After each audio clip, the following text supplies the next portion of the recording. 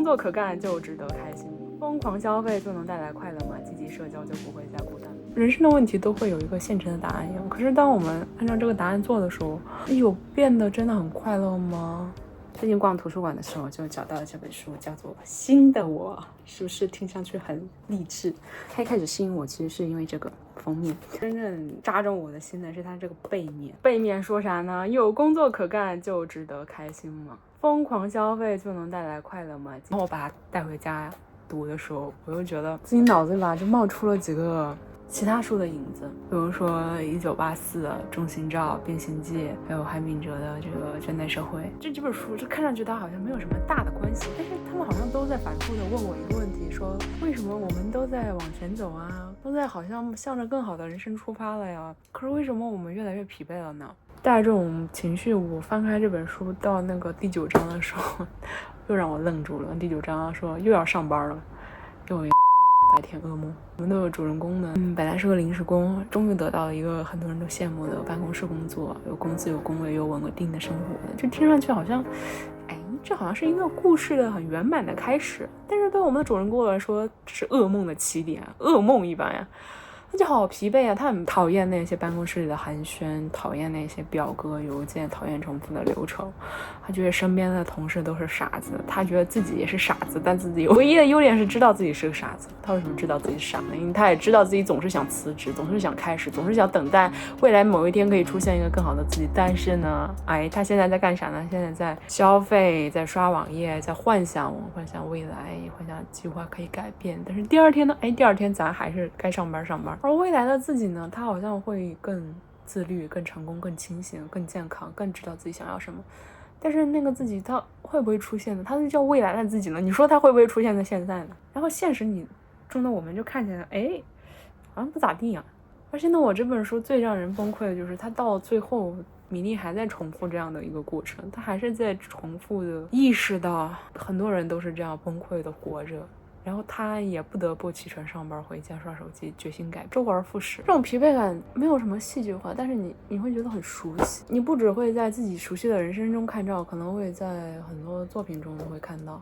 比如说在1984里面，这是一个乌托邦的一个幻想小说嘛，它的设定是一个极端的权力的社会。在那里呢，我们的主人公温斯顿呢，他是在这个真理部去修改这个历史。昨天报纸写一件事情，那今天这个上面的说法变了，他就得把这个旧报纸的全部都要改掉。昨天被称赞的人今天逝世了，他就要把所有的报纸啊、文档啊全部都塞进记忆洞里。温斯顿他知道自己在撒谎，但是第二天他还得继续上班。对他来说，痛苦的不是这个工作的内容，而是他每天都在抹掉一些很真实的东西，而且他每天都要活在这种极端的监控之下。而在另外一本小说《金钟罩》里面的艾斯特呢，他可能是另外一种困境。他的困境里面可能没有什么极端性的权利了，没有什么极端性的约束。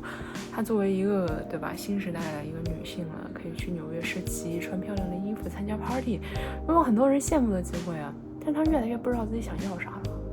就是小说里有一个很著名的那种比喻，他会说树上挂满了各种人生，作家、教授、妻子、旅行者，但是你每摘下一个果子就会失去一个。中型照里面他的一个人生设定就是你选择这个你就不能选择另外一个了。其实这个对我们当下来说也是很适用的。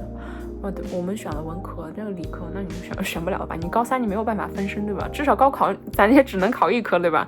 你可以学2门，但是你考试只能考1门，对不对？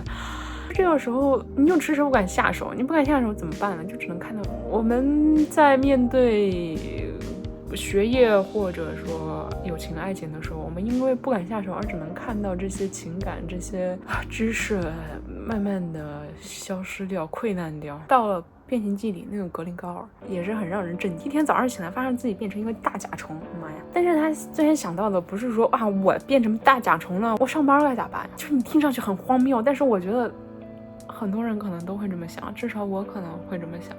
格里高尔他也是这样子，他变成甲虫，他都还在看时间，看闹钟，还在算这个火车什么时候到，他能不能准点到啊？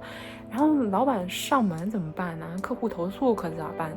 他甚至在想着说，即使变成一个甲虫，我要怎么拖着这个身体去上班呢？我觉得可能小一点的时候还会觉得他是荒诞小说，说，就我以前做了一个解说，他现在还能找到那个视频，会觉得荒诞，但是我今天觉得，我觉得他是写实日记，他哪里荒诞了？一点都不荒诞。再对比这本小说里的那个主人公呢，米莉，她既不像那个1984温斯顿里面活在监控之下，也不像那个金钟罩艾斯特，他站在人生的路口，他更不像那个格里高尔，就是突然遭遇了一场灾难性的变故，看起来最普通了，普通到不得了，普通到我们每个人好像都是这个样子啊，有工作，有点收入，有点自由，就是大家都饿不死吧。我们甚至有不断可以开始的机会，但是我们还是会觉得好累，好累。他会和一个不存在的人比，更优秀、更高效、更好的自己，但是他永远都追不上。这个可能就是韩炳哲所说的现代社会的一种核心的困境。过去的社会说你要服从，今天的社会说你要成为任何人 ，just do it， 像那个广告牌。可是当你成为任何人，它变成一种义务的时候，你有义务成为任何人的时候，它也是一种枷锁。成长和自律变成一个无休止的要求，我们就会可能像米粒一样疲惫和累，这样都在等更好的自己，更好的未来，等待生活的开始。但是生活从来不会在未来开始的，生活不就是现在吗？所以可能有时会需要承认，接受当下的自己比期待一个新的我可能更为重要。